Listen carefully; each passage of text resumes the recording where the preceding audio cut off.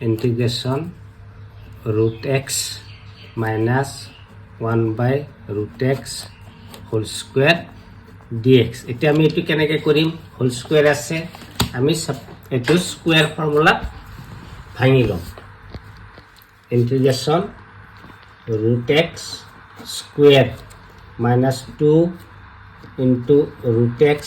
into 1 by root x plus 1 by root x square dx. এটা আমি এটা separate করে লব পারো প্রথমটো হবো integration x dx minus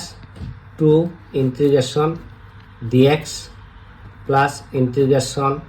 1 by x dx. এটা আমি তো জানোই কি হবো ইয়াতে ইন্টিগ্রেশন x dx এর ইন্টিগ্রেশন উলাব লাগিলে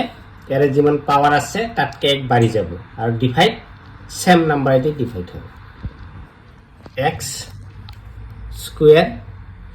বাই 2 প্লাস কনস্ট্যান্ট লাগিব c1 minus 2x plus c2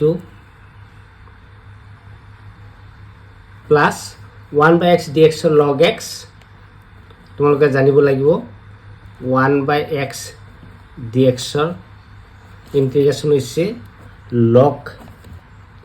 modulus x plus c log modulus x plus c3 এতে আমি c1 c2 c3 এফালে লৈ যাম x square by 2 minus 2x plus log